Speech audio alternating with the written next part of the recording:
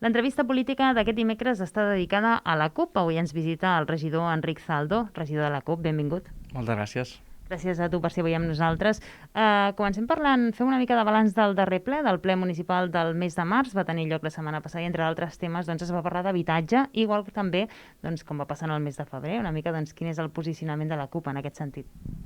La CUP en relació a habitatge, a ple, sempre hem votat a favor de tots els punts que porta el govern i sempre hem acompanyat aquest vot a favor d'una mà estesa cap al govern i en concret cap a la regidoria d'habitatge per tal d'explorar més vies a treballar en aquest sentit.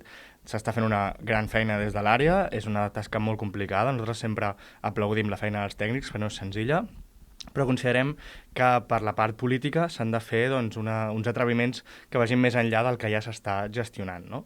Considerem que hi ha una situació a Malgrat de Mar que és extrapolable a altres municipis i a la resta de Catalunya que està quedant curta tan sols amb les mesures que s'estan aplicant. Llavors, aplaudim que es renovin aquest conveni amb la borsa de mediació, aplaudim les subvencions i creiem que és el bàsic i necessari que s'ha de fer, però hi ha diferents factors a Malgrat que encara preocupen i que encara s'han de poder abordar. Quins són aquests factors? Doncs bé, a Malgrat de Mar hi ha dos grans factors, diguéssim, dos grans situacions que creen aquesta radiografia que fan que l'accés a l'habitatge sigui més complicat i són, per un costat, el volum de vivenda turística, de pisos destinats a lloguers de curta durada, i per altra banda, les vivendes que estan en mans d'entitats bancàries i que estan tancades, que estan tapiades. Llavors, a banda d'això, evidentment, també hi ha vivendes de propietaris de particulars que no estan a lloguer, i en aquest sentit sí que des de la regidoria s'està fent molta feina per intentar que aquestes vivendes s'incorporin a la borsa de lloguer social, però aquestes dos que comentava abans segueixen desatesos, no?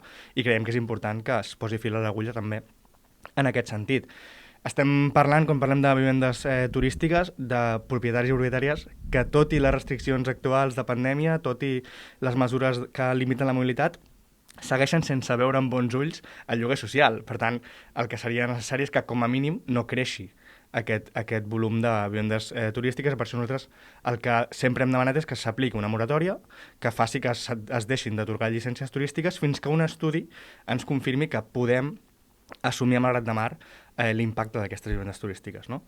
Per part de l'Ajuntament, per part de la regidoria, el que considerem és que l'estudi ha d'anar primer, que ja s'està fent, que ja se'ns va explicar que s'havia iniciat fa uns mesos, i aquest estudi és el que marcarà si cal o no aquesta moratòria. Nosaltres pensem que anem tard, perquè l'estudi el que creiem és que ens confirmarà que realment l'augment de vivenda turística va en detriment de les facilitats d'accés a l'habitatge.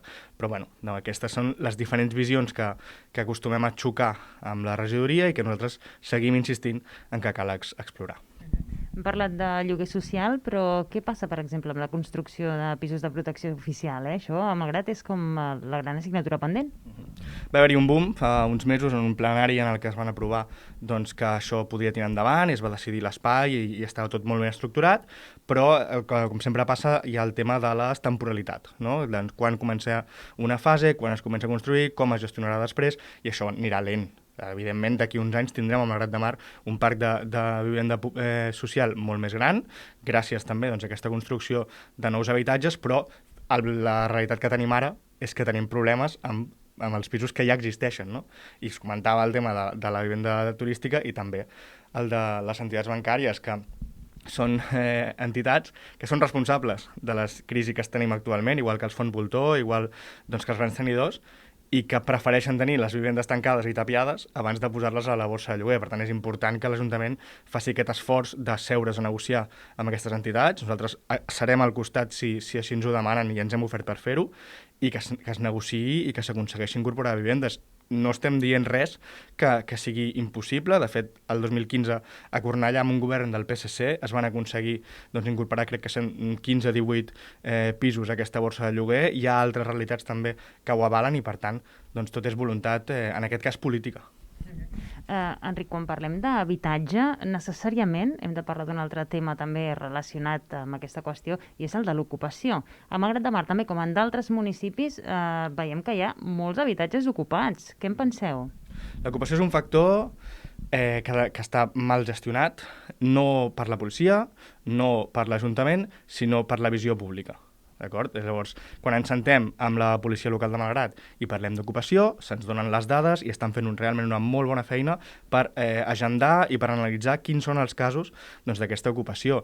Actualment no tenim les dades al 100% actualitzades, però la darrera vegada que vam tractar-ho veiem que els pisos ocupats relacionats amb delinqüència són una minoria i que la majoria són ocupacions de famílies que no tenen més remei que realment posar-se en una vivenda que estigui deshabitada per tal de no estar al carrer. No? Llavors, cal analitzar concretament com és això, i el tema de delinqüència s'ha de tractar d'una manera, i evidentment la delinqüència associada a l'ocupació existeix i cal abordar-la, i és delinqüència extrapolable també a altres espais, vull dir, qui delinqueix ocupant una casa delinqueix també normalment en altres àmbits i s'ha de treballar, i nosaltres no estarem al costat d'aquest tipus d'ocupació, però sí que fem un esforç per canviar una mica la imatge d'aquelles famílies que no tenen més remei que ocupar per no estar al carrer. I aquestes, el que intentem és que la imatge pública sigui diferent, intentem que la gent entengui que en general no estan així per voluntat pròpia. No? Llavors, és un tema molt delicat, és un tema en el que s'està treballant i que, insisteixo, s'està fent una bona feina des de la policia local de Malgrat de Mar, i que cal encara un gran esforç pedagògic per entendre que tot és més complex. A vegades no és fàcil, no?, entendre aquesta situació, ho dic, per part de la ciutadania. I no és fàcil perquè tothom ho està passant malament.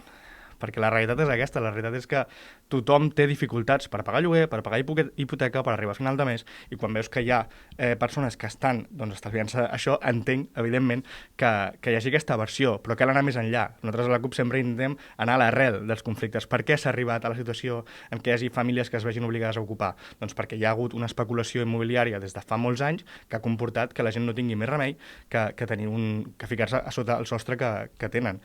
I la vivenda digna és un dret de primera necessitat i no s'està vetllant de les institucions prou per garantir una vivenda digna per totes les persones.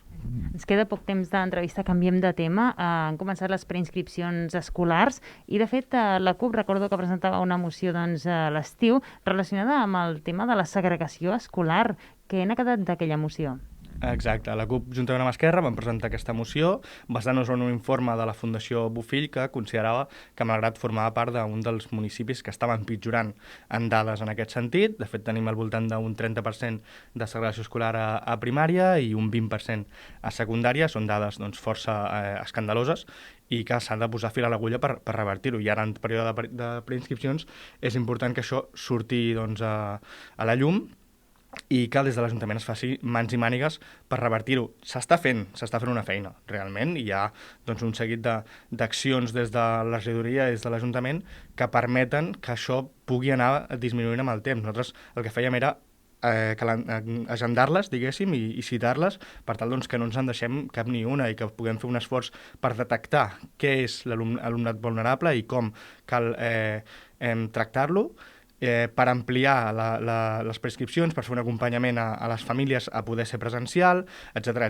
No? Llavors, aquest seguit de feines es van presentar en moció, es van aprovar per unanimitat al ple de juliol i fins a dia d'avui no hem tingut més resultats. Llavors, jo el que faré avui mateix és enviar un correu a la regidora d'Educació per preguntar com està aquesta situació, si s'ha avançat en algun aspecte, i esperem que sí, esperem que ella mateixa pugui explicar en poc temps que s'està treballant en aquest sentit.